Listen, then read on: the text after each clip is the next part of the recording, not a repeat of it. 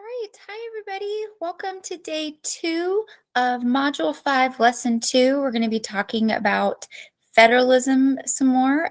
This is for government with Mrs. Hall and stuff. So let's get started, okay? I'm going to do some of this lesson with you, and then you'll have some time in class to finish up your notebook and your course arc.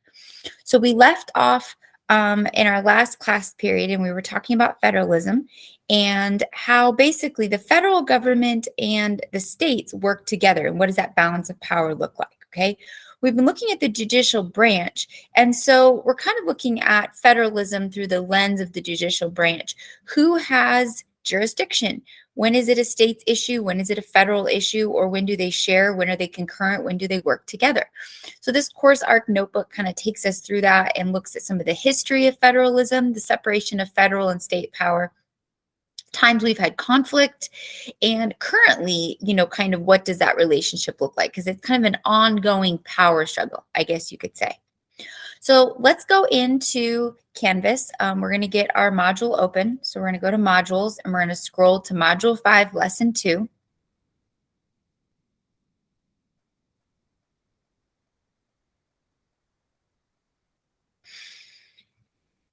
And yesterday we started our notebook. Oh, went past a little bit. Yesterday we started our notebook. So let's just click on the notebook page. Okay.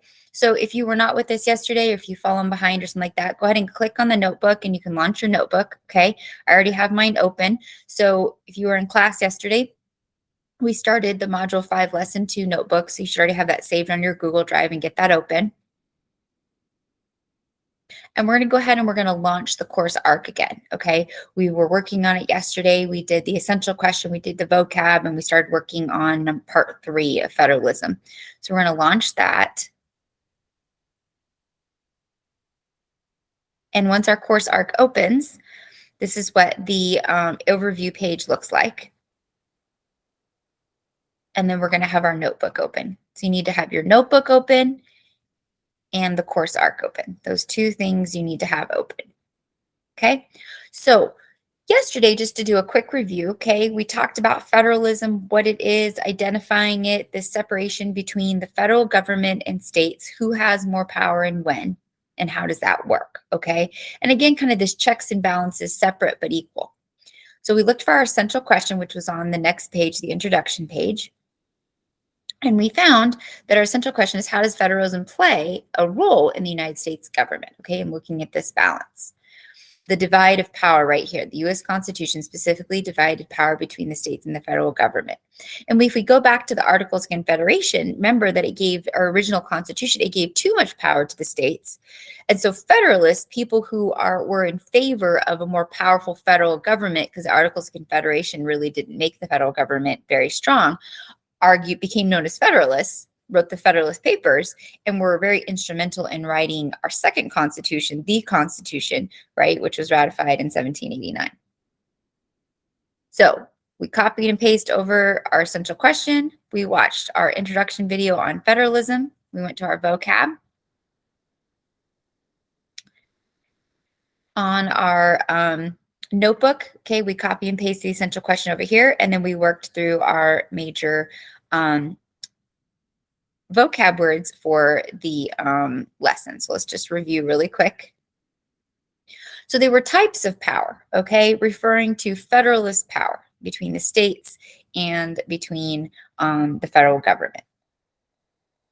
So we went through, we did our matching. Okay, we saved this, so this should be part of your course arc. So we did this yesterday in class. If not, you go ahead and do it. And each time you line them up, then you can do check the latest move, and that'll tell you if it's right or wrong. Okay. So in our notebook, just to review, okay, we talked about implied power. So powers that are not verbally there, but kind of implied or suggested or maybe fall under the scope. Okay, so power given to the courts that are not clearly stated in the Constitution.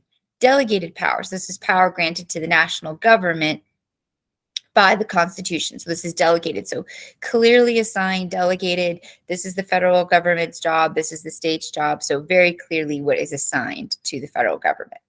Concurrent power. So these are powers shared by the government and the state. So by federal and state. So shared or divided power between the state's government and courts and federal government and courts. So express power is powers that the national government has spelled out in the Constitution, all right? So powers that are outlined or granted to the federal government and courts within the Constitution, all right? And how this is a little different than delegated is that express, or these are the duties that they should oversee, responsibilities they should have. Okay, inherent power. So inherent power is the Constitution is presumed to have delegates in the national government, but is the government of the sovereign state within the country. So assumed powers within the federal government and courts within the Constitution. So inherent power is just kind of like assumed that, for instance, that the government is going to oversee the military because they declare war. That the government would have the larger military, not the state. So inherent is just kind of like things that inherently they should have, you know? So for instance, if I'm going to have a house, inherently I should have a job to pay for it, you know, money to pay for it. It's just kind of like it goes with the job. Like, of course they would do that. And then reserve power is any power that the Constitution says that they do not have the right to do. So there are certain things that the federal government doesn't have the right to do because of, you know, the states. So powers not granted to the federal government or courts that are outlined in the Constitution. So you had to give the definition and you had to do it in your own words, okay? And we did that in class yesterday. Then we talked a little bit about the history of federalism when federalism was challenged. And the first time after the Articles of Federation that we really see federalism challenged was during the Civil War in the 1800s. And there were a couple things that started the Civil War, and we talked about this a little bit yesterday. So obviously one of the root causes between the North and the Southern states and stuff was slavery. So the issue of slavery. The North overwhelmingly was supporting overturning or getting rid of slavery, outlawing slavery, while the South having more economic dependence and stuff. So higher rates of slavery, much more resisted, and in fact did not want to overwhelmingly end slavery. Now, of course, there were people, groups, and pockets that wanted to in the South, but this was just kind of the dominant feel in the South. And so the Civil War begins. There were also other things, though. So one common misconception is that the Civil War was only about slavery. While slavery was a big part of the issue in the conflict, there were other things that were being struggled between states wanting to have a certain law and the federal government trying to overturn. So slavery was one example, but also tariffs and economic issues. So taxes, there were a bunch of Southern states that didn't want to pay certain taxes that the federal government said that they should pay, or followed certain tariffs or trade rules. So there were a lot of things in the South that they didn't want the federal government telling them to do. They felt the federal government was overstepping. Slavery was a big one, taxes was one, and tariffs on trade were some of the others. And this led to the Civil War, which is this power struggle for federalism, right? How much power should the federal government have to tell the South what to do? Ultimately, the North won, but for a short period of time, we did have a separate state, a separate federalism that basically established, which was the Confederate States of America. And after the Civil War, we see three major amendments that kind of came out of this under the Reconstruction Amendments. Most of these really kind of point at the topics that were fought over during the Civil War. So let's look at those really quick in our notebook. So we ended class with this yesterday, okay? The 13th Amendment, 14th, and 15th Amendment. So you were supposed to read about these and explain the powers and how this went between the states and federal, okay? So the 13th Amendment abolished slavery in all states. So this was a federal constitutional amendment that basically said states no longer have the right to decide, period. This is federal over state. So basically taking power away from the states to have discretion or decide, and that it would be abolished universally across the United States. 14, citizenship rights, equal rights, appointments, and Civil War debts. Okay, so this dealt with definitely some issues from, or a lot of things kind of resolving the Civil War, but it was more than just slavery. So slavery was definitely a part of that. Slavery is definitely a part of that, but looking for protections of people, and then also who's going to pay for this, since the South was being very resistant to the war. And then the 15th Amendment is the right to vote again. And how are we deciding who can vote and who cannot vote? So this was passed in 1870. And again, federal overriding states, where a lot of states, some states, they didn't use color or race or things to decide who could or could not vote, but there were a lot of states, particularly in the South, who were still very much saying no, because of your race, because of your status, because of the color of your skin, you cannot vote. Now, Obviously, when the 15th Amendment was passed, this doesn't mean that everybody actually did get to vote. We saw then a lot of extra hurdles that states would put in place to try to block that for decades. I mean, it went on almost for a century until, the civil rights movement in the 50s and 60s. But this was the federal government making a decision, and states are supposed to follow that.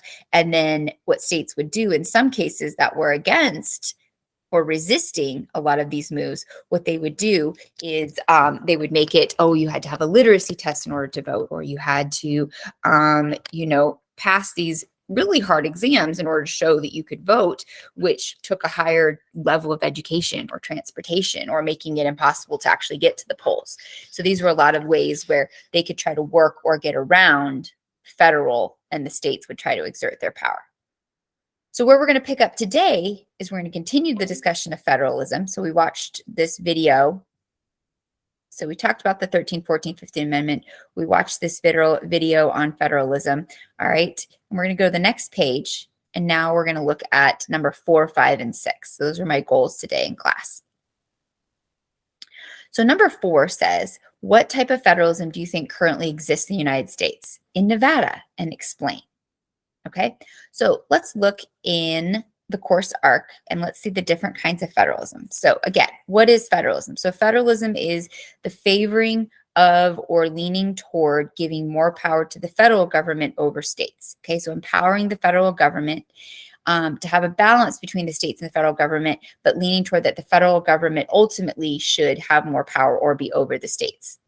All right, so federalism produced a dual system of government in which local governments have their own authority, but federal governments has some of its own authority. And this dual system is a local and national effort, okay, on the states and the national level. So there are certainly things that are decided by the federal government that all states must do, but then there are things where individual states have autonomy. Okay, so one example, 1/3 of states in the US are directly involved in liquor business. Okay, 2 states forbid motor vehicles from pumping their own gas, Oregon and New Jersey. I'm from Oregon, and I will say I miss that. You pay a little extra in your gas, but it is really nice. You never have to get out of the car. Okay, in fact, when I moved to Nevada, I didn't know how to pump gas. That was one of the first things I had to do.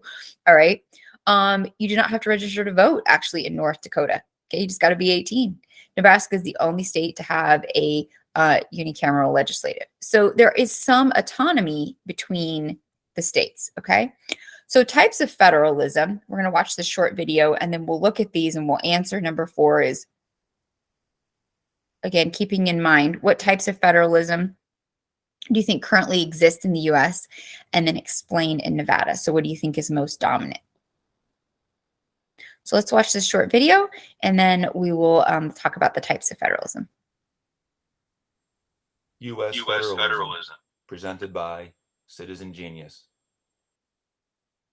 Federalism is the United States' system of government that divides power between the national government and the states. The national government can also be called the federal government, but I'll stick with the term national government in this video. The U.S. Constitution provides for a division of powers between the national government and the states. Delegated powers, which are also called granted powers, are powers just given to the national government. Some of these powers are enumerated, meaning they are specifically listed in the Constitution, while other powers are implied, meaning they are not listed, but the national government assumes those powers to help itself carry out the enumerated powers.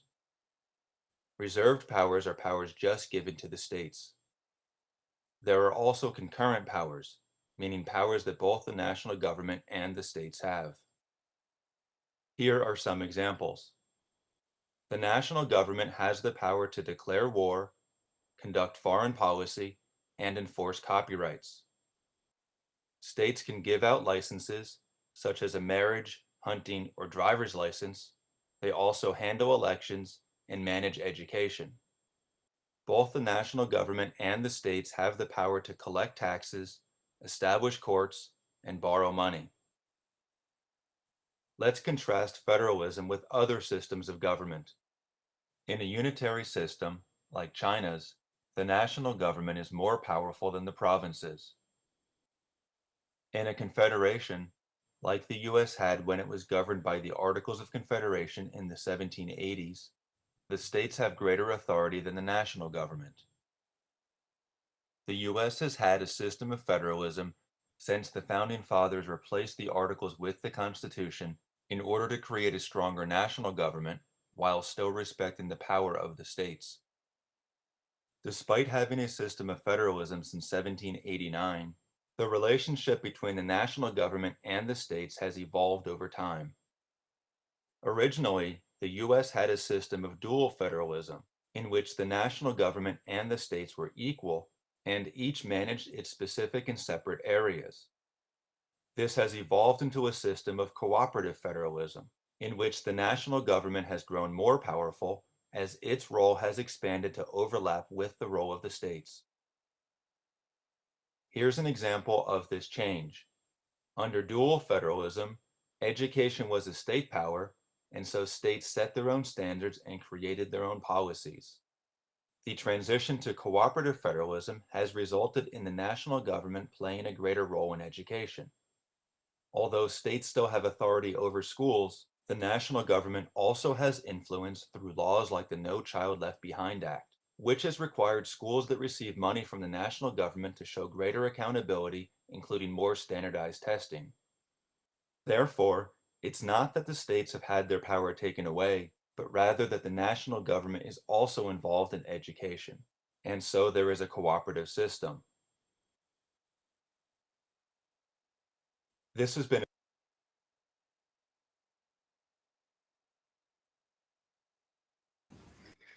Okay, so that video gives us a nice overview of federalism and types of federalism. So let's just quickly review and then we'll answer number 4.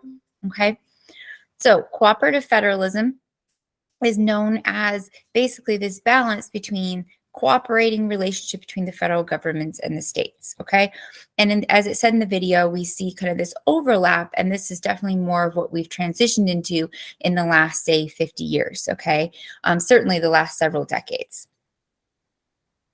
Dual federalism was where they are opposite, so they coordinate with one another, but they don't overlap. So traditionally, or 100 years ago, we had more of a dual federalist system where there were clearly distinctions of what the national government did and what the states did. But as it said in the video, we've kind of transitioned more into this cooperative federalism. Horizontal federalism is states employ horizontal federalism when dealing with issues, activities, policies that require them to interact with one another.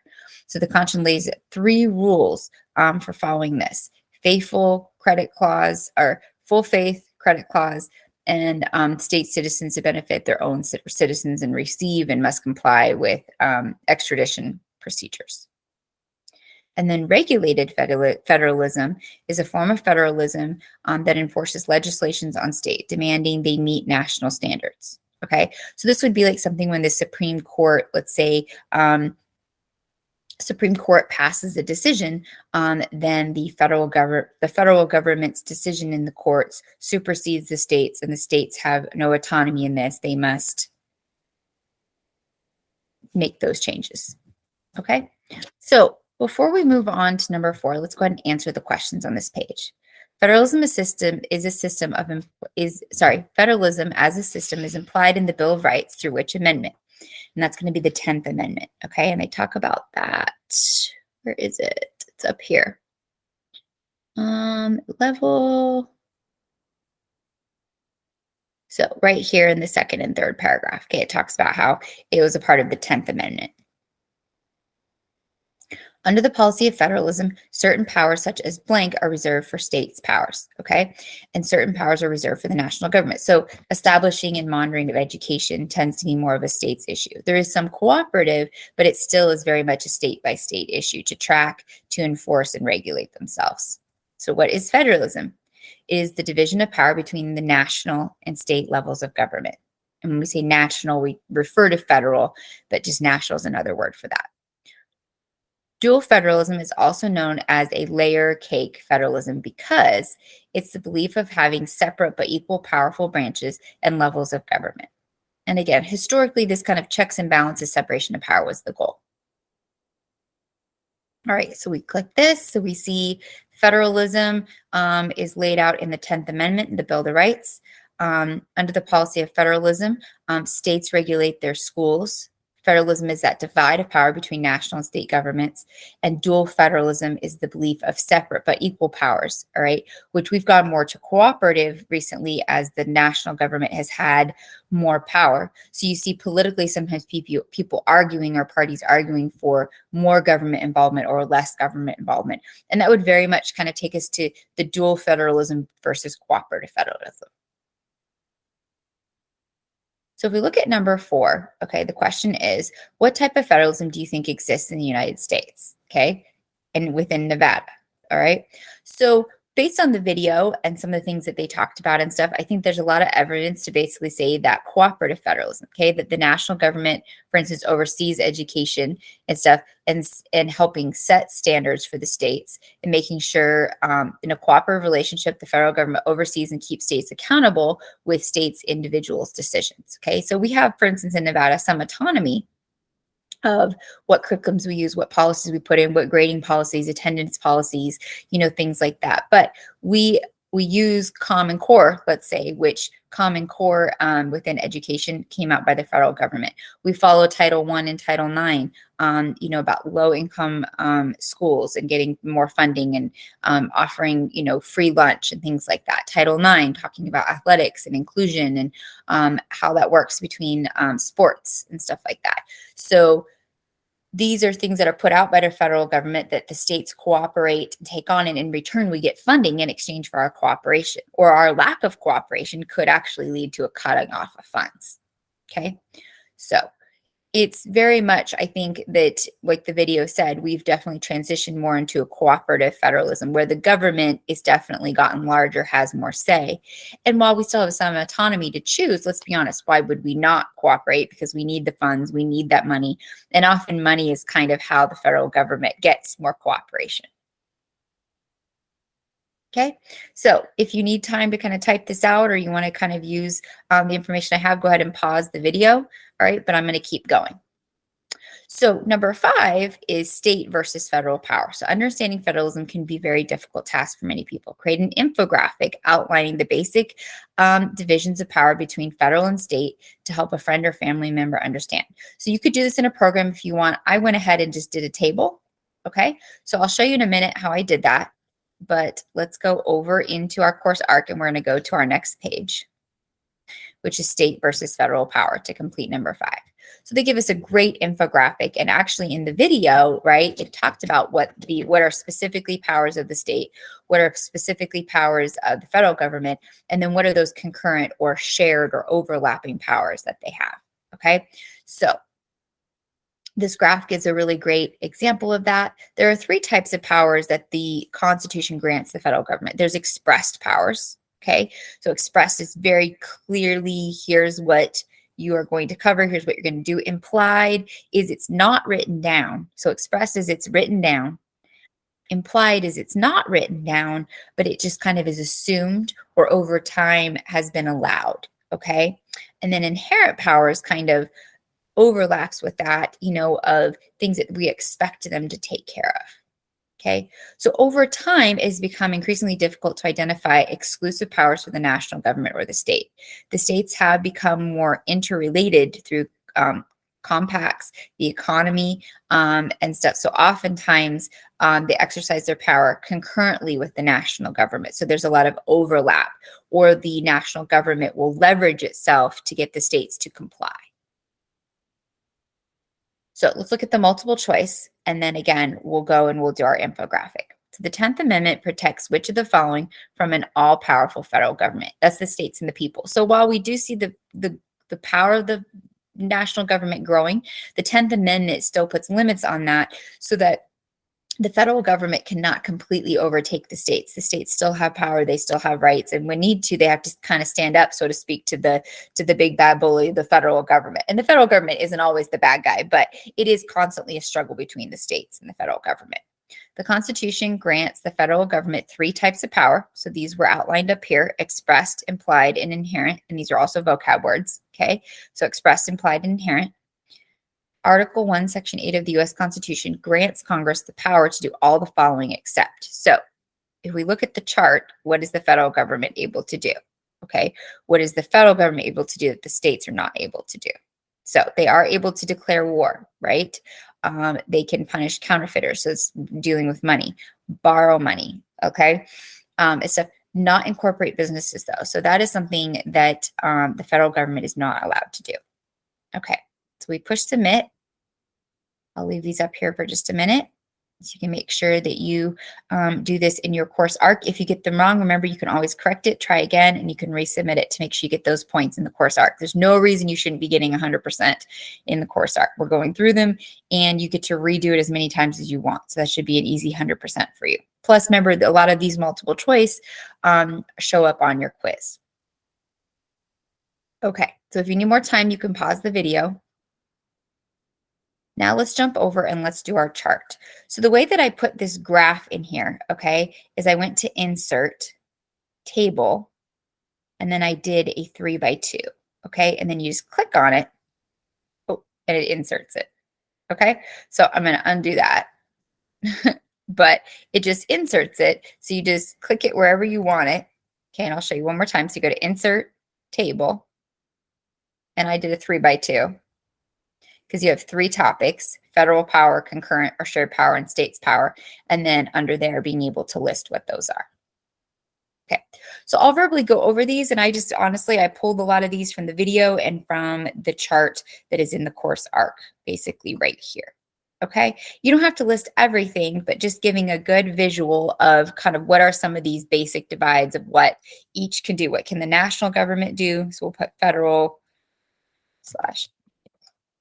national versus concurrent versus, which is shared, versus states power. Okay, so what is something that the national government can do that others can't? They can print money. So it's our federal or national government that's responsible for our currency. Okay, foreign policy, diplomats. So states don't make foreign arrangements. That is through the federal government. Okay, and then the states follow those. So if this is diplomacy, if this is trade, with other leaders in other countries. Immigration regulations. So that is not a state's issue. That is a federal issue. So what are our policies for coming into this country? How do we handle people coming over into the country? What's the quota? What's the process? What are the penalties for coming here illegally? Or what do those systems look like? Those are all set by the federal government. The states technically do not have rights to determine that. Okay. Now we've seen a lot of conflict between the national government and the states, especially bordering states and stuff lately over immigration issues, and that will continue probably for a while. And stuff because there's a lot of disagreement, states trying to kind of take it into their own hands, and the federal government asserting no, that they have ultimate power and authority. They have the power to declare war and then to raise and train a military. So to have that full-time standing military that is under the federal government or national government. Okay, states power. So they are the ones who conduct the elections. So the elections for within their states for representatives within their county, city, state level, and anyone who goes to federal, it is still conducted by the states. So our House of Representatives, the Senate, and President of the United States, even though those are federal positions, right, national positions, the elections are held within the state. They have the rights to establish local government. So to have their own governor of their state, to have their own representatives in their state, to have mayors with their cities, city council people. So there's different layers of government. Okay. We have the National Guard. So each state has their National Guard. So for more localized things or emergencies, kind of that extra strand branching off of the military that they're allowed to have. And it is the states who help to ratify amendments in the Constitution. So the federal government cannot ratify amendments to the Constitution other than the Supreme Court. States, though, do have that right also through voting, right? You have to have at least 2/3 of the states, okay? Now, shared, what are they concurrent or what do they share? There are federal taxes and there are state taxes. So both federal and state have the right to set a tax and collect the tax and enforce it. To borrow money, we see some states like California go majorly in debt. Okay, so mismanagement of funds, money, spending, things like that. But the federal government also goes in debt. So you see the ability to rack up debt at state and federal level. Banks, so we see federal banks and we see state banks. So having a banking system. Also building railroads and transit. So we have interstates or something that are federal run, but then we'll have, highways, we'll have local city roads and stuff. So the maintenance of roads, bridges, and railroads both can be federal jurisdiction, but also state jurisdiction. So if you need more time on that, or if you want to get different facts, you can pull them from this chart. Okay, so it not only gives what their powers are in the federal structure, but also what they're not allowed to do. So denied or prohibited powers, and then those implied or inherent powers. So for example, states, power is not explicitly written, and make necessary and proper laws to carry out enumerated powers. And we have seen quite a bit. This is part of the reason that the federal government's power has grown so much, is because they've definitely expanded laws to give them more power through enumerated powers. Okay. So let's go to the next page and we're going to look at part 6. So interstate relations. How do the states interact with one another? Okay. And this is going to be part 6 in the notebook. Okay. So let's see. Provide an example from your state for the following below and explain how it is an example. So interstate compacts, full faith and credit, extradition, privileges, and immunities. Okay. So we're going to talk about this, and I have some examples for each one. So let's go over into the course arc. So it says, as the economy has become more complex and states have become more interrelated, it is increasingly difficult to identify where states can exercise exclusive powers. It was due to conflict among the states that led to the creation of the Constitution and granted the federal government more power, because states were basically flexing against one another and not respecting or giving acknowledgement to the federal government. The Constitution went on to address states' relationships with one another. Some of the issues in the Constitution address interstate compacts, full faith and credit, extradition, privileges, and immunity. So let's look at interstate compacts, okay? States cannot just enter into treaties or alliances. However, they can cooperate with one another. So in 1920, only 26 compacts were in place. Now there are over 200 in place. So a compact is agreement amongst states to cooperate over maybe trade, a resource. We see this with schooling, maybe tuition, bordering, or things like that. Maybe certain projects that have to be taken on, there'll be some sort of cooperation. So in our course arc, what would be an example of an interstate compact? So the one that they give us actually on that page, the Colorado River watershed and its appropriations. So water that we get in Lake Mead, that we get from the Colorado, amongst several other states. So that is an interstate compact we have, right? With a resource that runs through many different states and then drawing water from that. And there's an agreement amongst these states, as it shows, okay, who is going to take what amount. All right, so look at that. Who's the most guilty? Yeah, California, 27%, Colorado, 23%. We only take 2% of the water from this compact. 2% of the water from this compact, but it helps Southern Nevada, right? Helps Lake Mead and helps provide us one of our main water sources. But that's an interstate compact that we're a part of. All right, full faith and credit. So under Article 4, Section 1 of the Constitution, states must respect public acts, records, and judicial proceedings of every other state, okay? So things that are put out by the federal and states to basically declare areas or things within the state that we want to acknowledge or recognize. So for example, national parks, keeping lands for national parks, so for instance, like Yosemite, Death Valley, the Great Basin, Valley of Fire, things like that. We respect decisions from other states or the federal government, and with full faith and credit, we enhance that. Even though it's within our state, it is dictated by courts outside of our state. So those are examples that you could use. Okay. All right, let's look at the issue of extradition.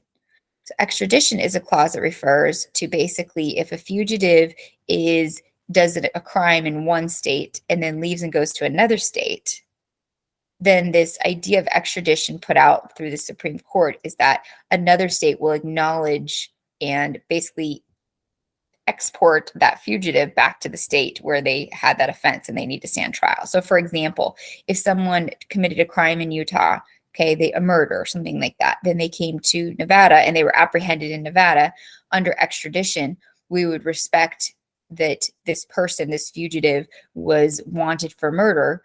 So even though they didn't do an offense here in Nevada, we would extradite them. We would coordinate with Utah law enforcement to hand them back that fugitive, to hand them back that criminal to stand trial, or that person who's at least accused of a crime to stand trial. So extradition, 40 to the 50 states practice state extradition. Only exceptions are Missouri and South Carolina. Nevada practices extradition for those accused of crimes in other states. So the only two that don't practice, and it doesn't mean that they won't, it's just not state law, is Missouri and South Carolina. Okay. Doesn't mean that they won't cooperate. It's just not on the books that they've signed that. Okay. But 48 of the states, no problem. You call them up and you say, hey, this person's wanted in my state, blah, blah, blah. You send them the paperwork. They're like, we're shipping them out. Honestly, good for them to get rid of them because then you don't have to pay for it. All right. When you keep those fugitives, then you have to pay for them. So send them back to their state and the state can pay for them. Okay. And then last but not least, privileges and immunities. Okay. So privileges and immunities. So this is under Article 4, Section 2, Clause 1. Privileges and Immunity Clause recognizes that no state can draw unreasonable distinctions between its own residents and those from other states. States are required to recognize citizens from other states for travel and to become residents. Okay, so basically what it's saying is that we can't deny people from other states the rights, the same rights that we give people that are residents of the state of Nevada. If people come here from, okay, I'll use a funny example. All the people coming from California, I know I make jokes in class and stuff like that. Okay, they just keep coming and stuff like that. So yes, we might make jokes and this and that, oh, they keep coming, stay in California, don't come here or something like that. But by this privilege and immunities, okay, when people from California or any state come to our state, we are required and should accept them. We offer them housing, jobs. So we don't deny them a job or schooling or housing or something because they're from California. Maybe we give them a little bit of a hard time and we make a joke. Okay. But as a state, right, we don't discriminate. Well, you're not a resident of Nevada. Well, coming from California is just fine, or Arizona or Utah. Okay. So as long as you agree to be a cool person here, right? So don't bring all your traffic with us. Okay. So Nevada recognizes those from other states and will not refuse to sell or rent to a resident from another state. So this would also include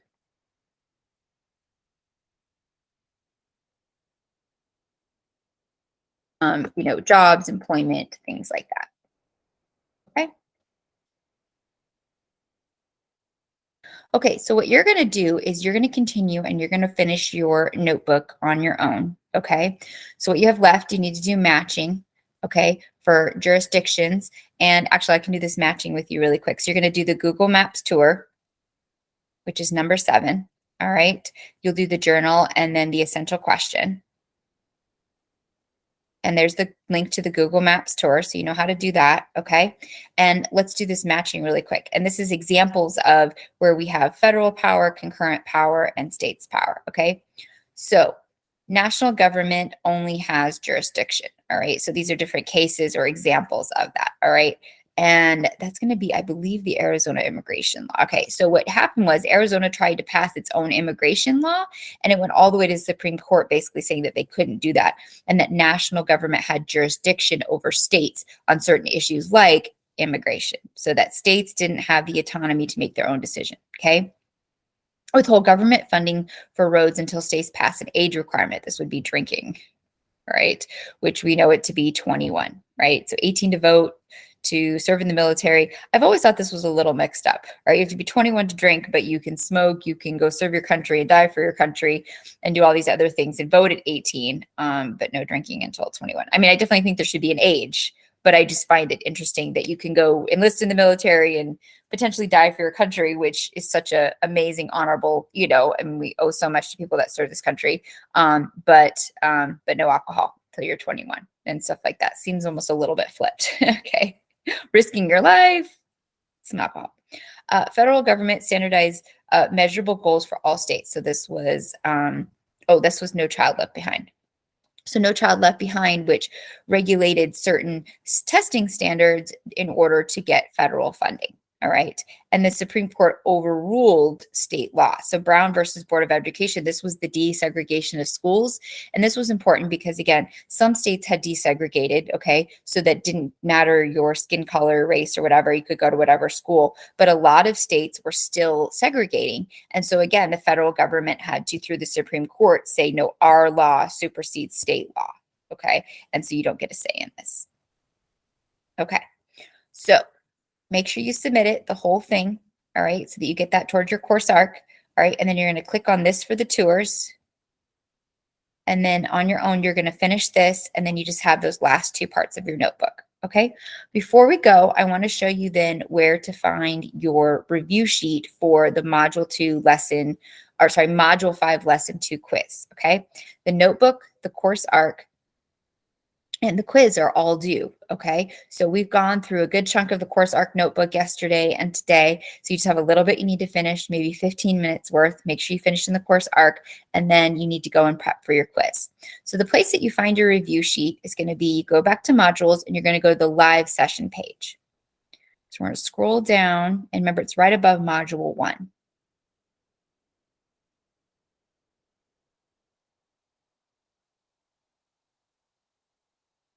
Oh, I went too far.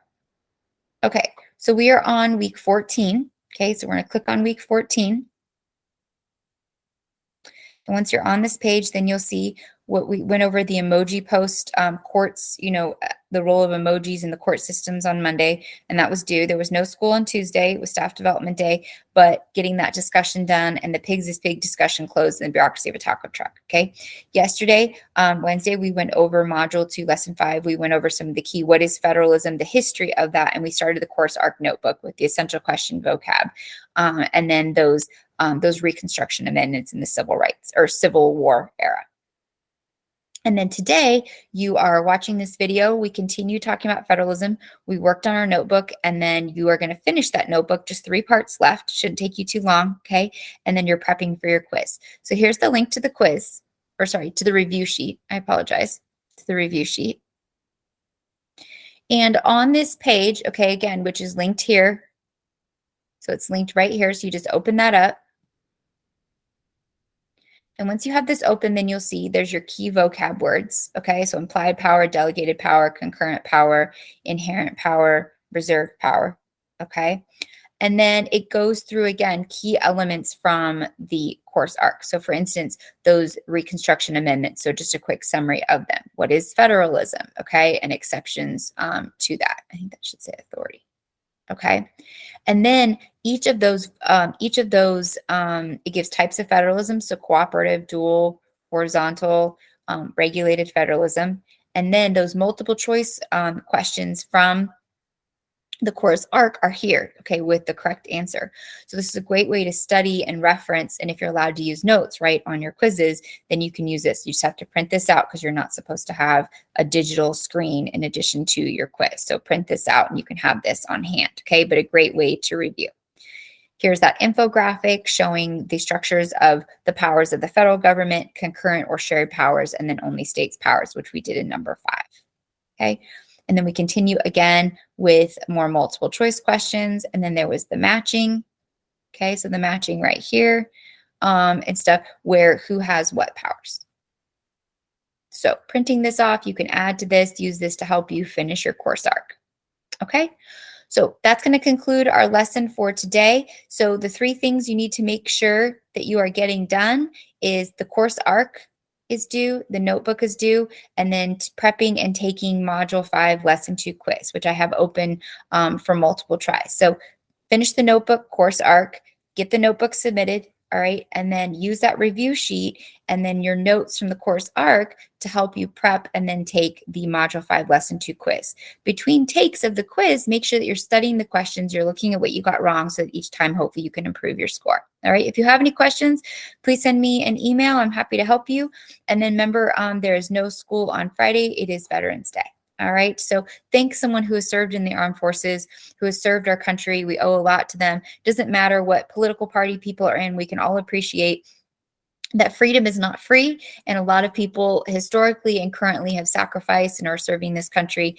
And we just really, really appreciate that. Okay. So make sure that you send them a text or send them a message or, give them a call, or if you see them in person, buy them a coffee or something. And I'm telling you, it really means a lot. My father-in-law is retired Air Force, and just telling him every Veterans Day, thank you so much for your service. And he tears up. It's a very emotional thing. And it's a huge sacrifice that a lot of people take for their life. Okay. And it's easy to take it for granted. So, all right. Have a great day. finish up this lesson. If you need to go back, you can always review, or you can rewind this recording if you need to go back and get any answers or review anything. Okay, thank you so much.